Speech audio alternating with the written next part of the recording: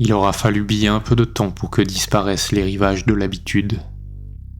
Main au front, œil plissé, je ne discerne déjà plus rien du vieux monde.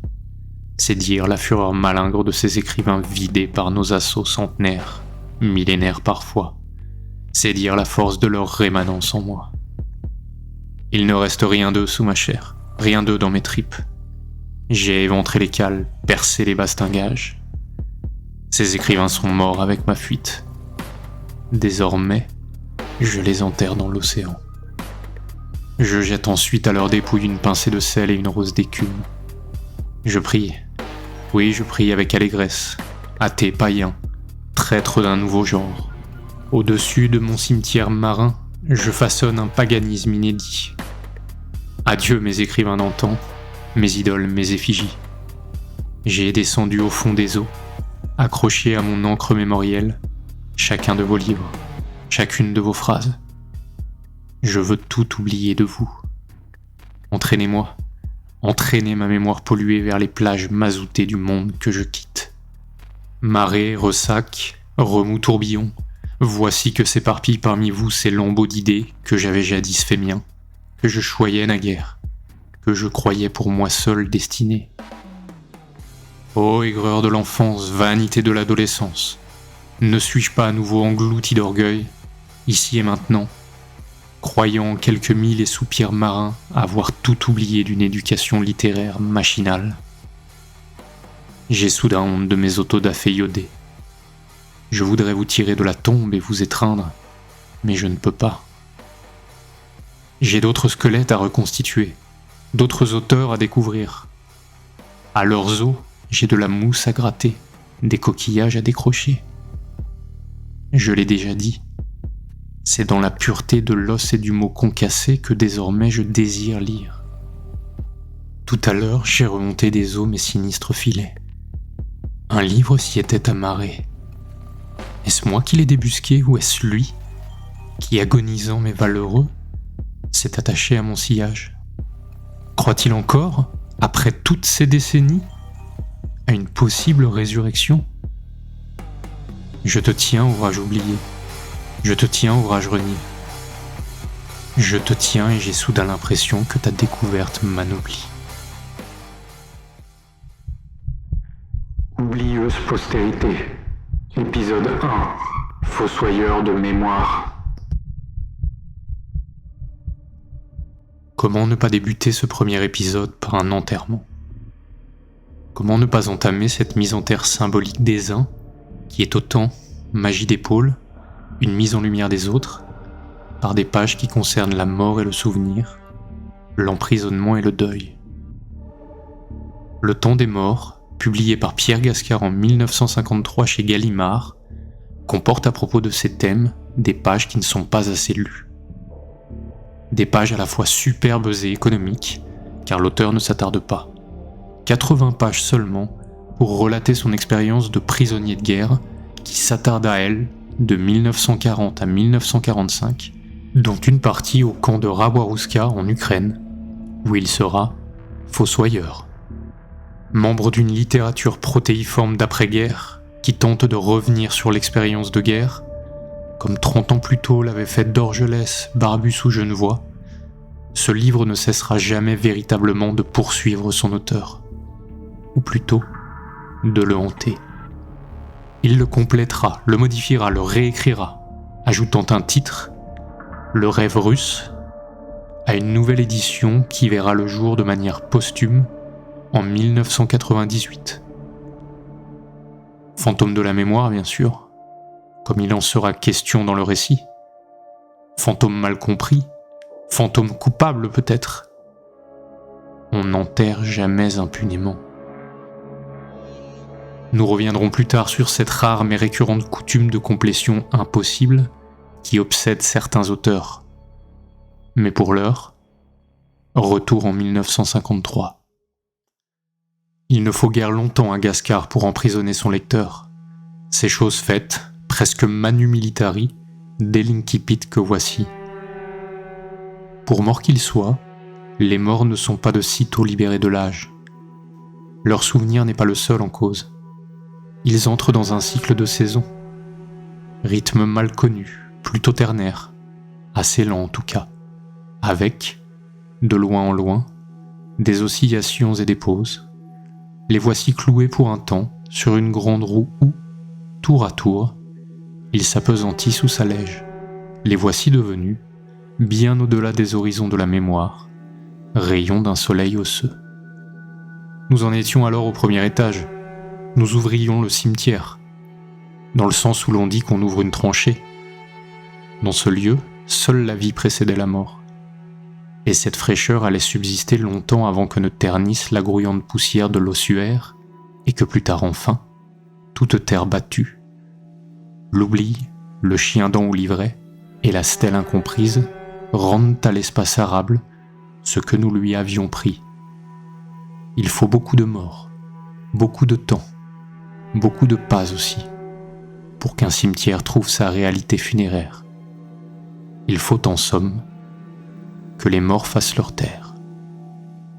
Métaphore, hypallage, zeugma, personnification, multiplicité de temps.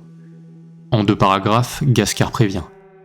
Il ne sera pas ici question de style brut. Il ne sera pas question de minimalisme, de confidence, d'introspection. Il ne sera pas question non plus de renflement ou d'ornemental, ou alors, à la marge, tempéré, comme l'on irait fleurir la tombe d'un proche dont le souvenir est encore vivace. Ce qui frappe d'abord dans ce livre, c'est la langue, le style. 2 mots presque contradictoires s'unissent pourtant pour le décrire. Richesse et sobriété.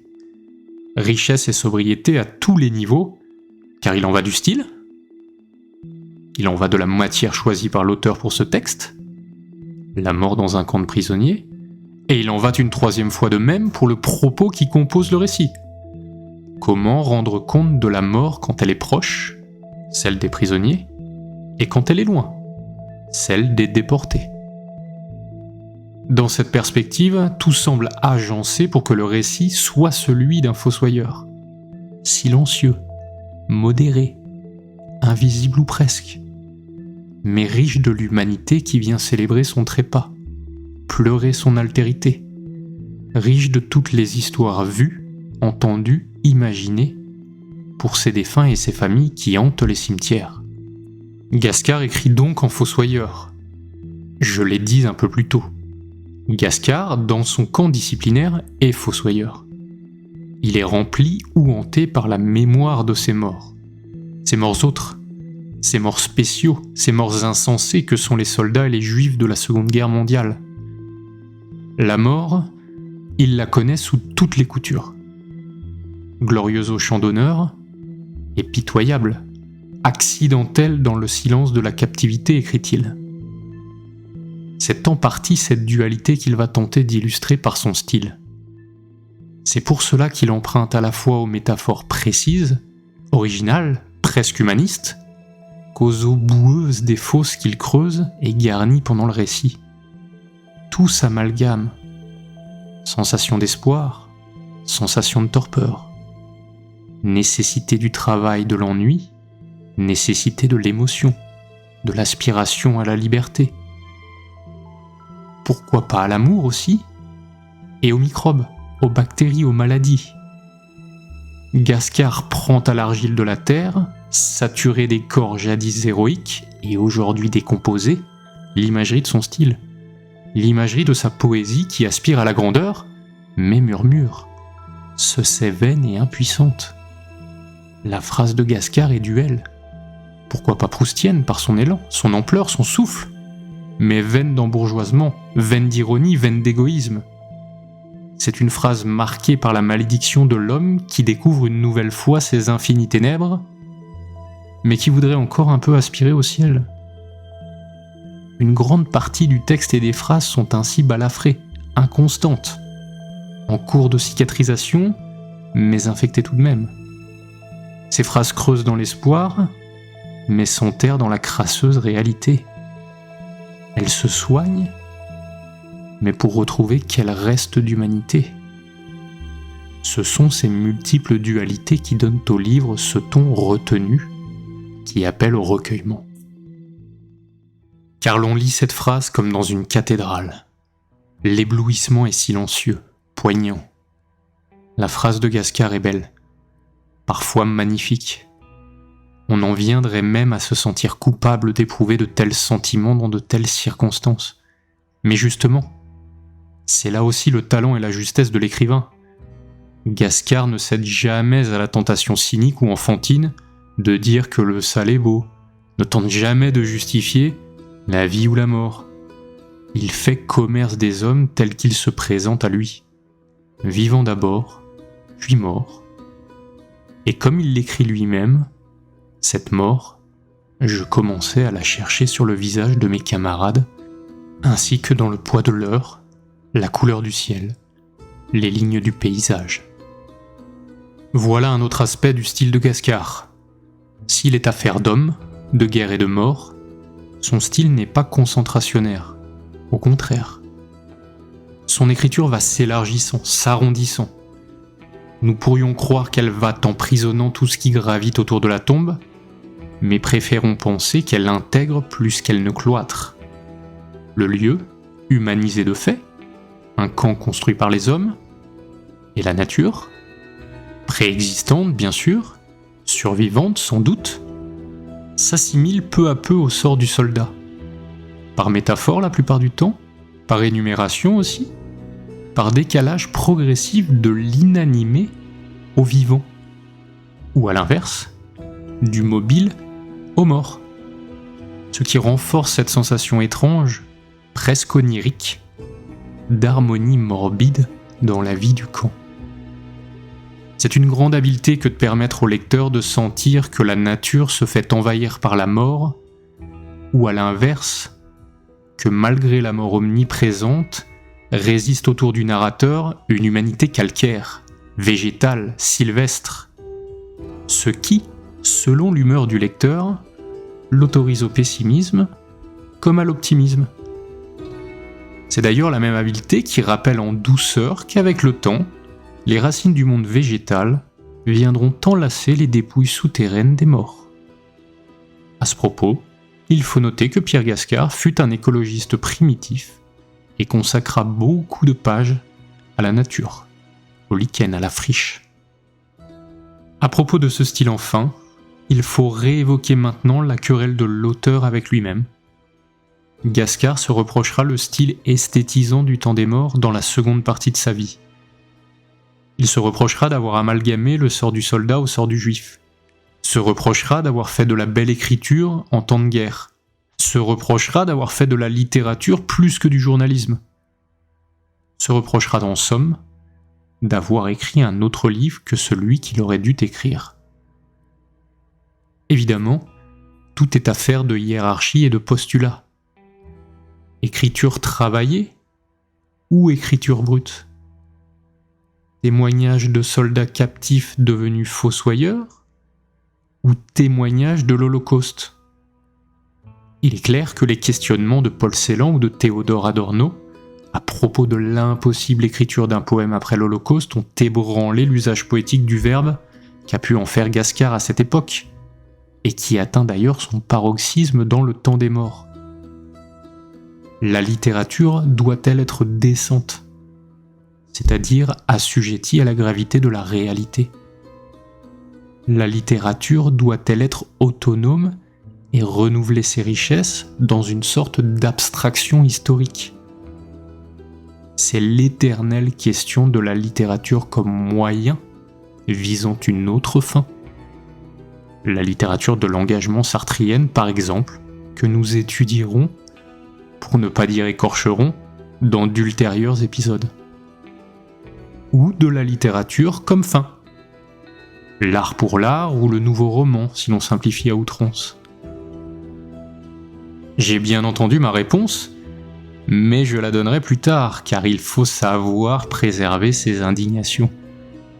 Pierre Gascar, quant à lui, aura glissé de l'une à l'autre des hypothèses avec les années, incertain des pouvoirs du verbe, ou peut-être trop perspicace. Toujours est-il que malgré toutes les dénégations de l'auteur, le style de ce livre demeure admirable et mérite amplement la découverte. non comme un récit de guerre implacable, noir, béant, comme il en existera à cette époque. Nous les étudierons aussi à l'avenir, mais simplement comme des pages justes et sobres, consacrées à la mort, au deuil et à la mémoire. C'est le quotidien du narrateur qui est le cœur de l'expérience de l'écriture. Gravitent autour de lui un camp de prisonniers et son cimetière, ses prisonniers et ses officiers allemands, sa ville proche, ses habitants, hommes et femmes, les trains et les juifs, la nature enfin qui scelle ou unifie toutes ces instances. Peter, le narrateur, prépare le cimetière pour les morts avec Cordona, son partenaire fossoyeur.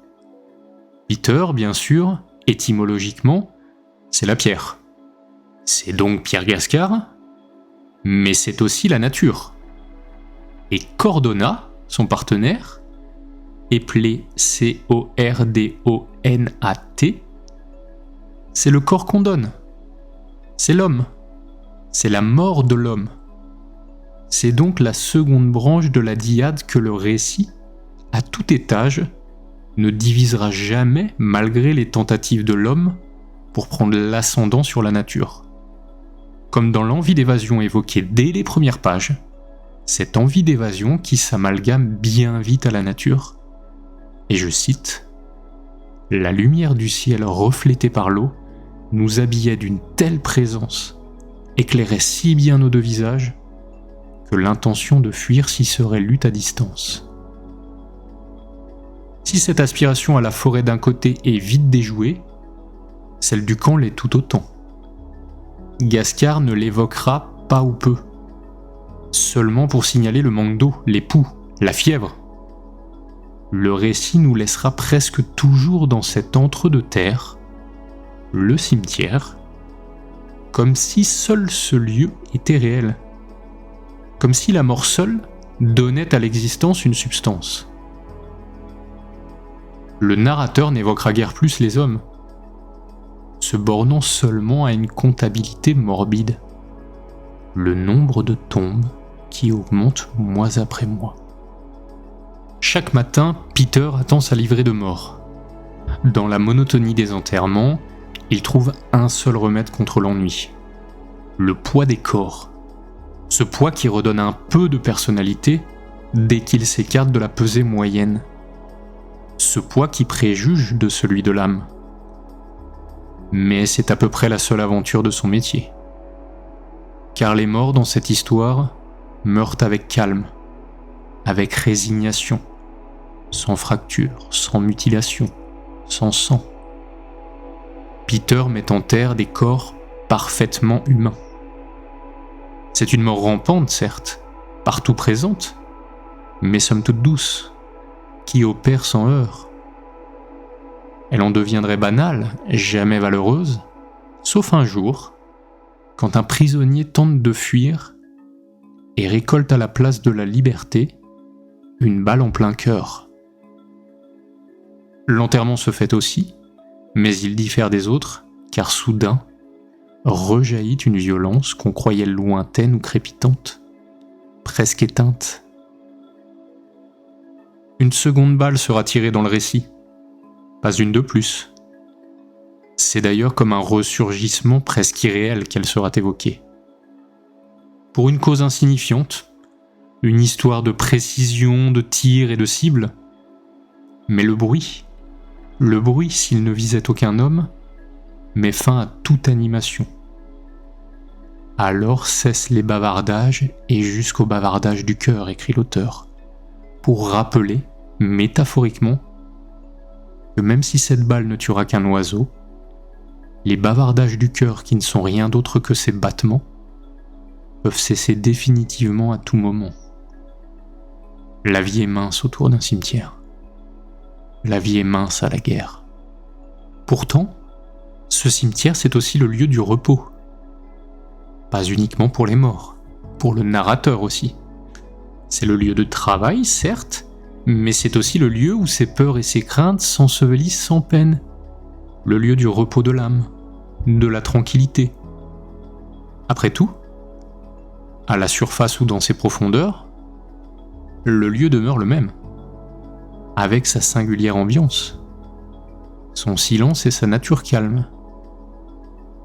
Il n'y a jamais que l'état de la matière qui change entre vie et trépas, et le temps unifiera tout cela, puisque les herbes, disait Cordona, ce sont les cheveux blancs des morts.